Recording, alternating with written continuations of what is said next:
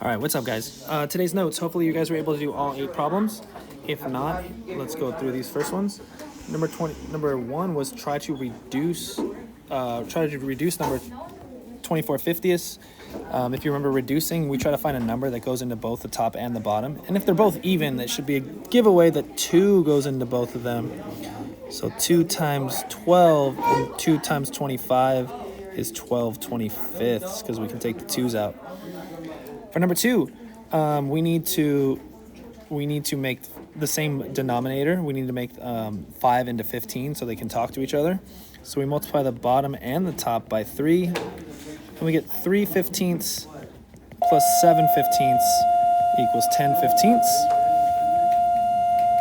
But 5 goes into both of those, so 5 times 2 and 5 times 3. We can take the 5's out, is 2/3. Weird that 1/5 plus 7/15 is 2/3. For number 3, if we were going to try to find the slope, it's the change in y over the change in x divided by the change in x. So y keeps getting bigger by 4, by 4, by 4. X keeps getting bigger by 2, so 4 divided by 2, because this is the change in the y column divided by the change in the x column. So 4 divided by 2 is 2. That's the slope.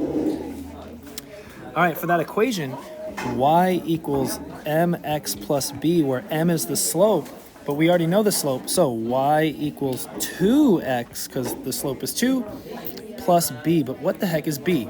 All right, so if we know y is twice x, y is 2 times x. I'm going to erase this over here. Let's see. Does that make sense that y is 2 times x so far? But if I take 2 times 0, I get 0. I don't get 4. So I need to add 4 more to make it equal to 4. So over here, I'm going to erase my plus b. I'm going to say, well, if I wanted that to be true, I needed to add 4. It wasn't just 2x. I needed the plus 4 to make it true. Does that work? 2 times this 2 is 4, plus 4, is 8. And 2 times this 4 is 8, plus 4 is 12. So yeah, I needed to add 4. After I got the slope, I needed to figure out what I needed to add to make it correct, and it was 4. For number 5, it looks like we have scientific notation. This should tell you which way you need to move that decimal. So we need to move it 2 to the left, 1, 2, and there's a 0 right there, so it becomes 0.01376. In number 6, it moves 3 to the right. So 1, 2, 3 because of this positive 3, and we get 1,376. Number 7, careful.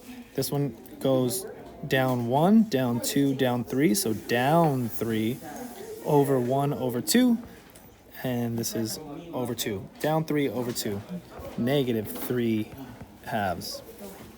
And number 8 says, can we figure out this equation? Well, y equals mx plus b. And we know the m is now negative 3 halves, so y equals negative 3 halves x. What the heck is this plus b? Oh yeah, the b is where it hits the line.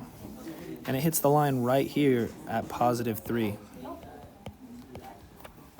So, plus 3. And that brings us into today's assignment.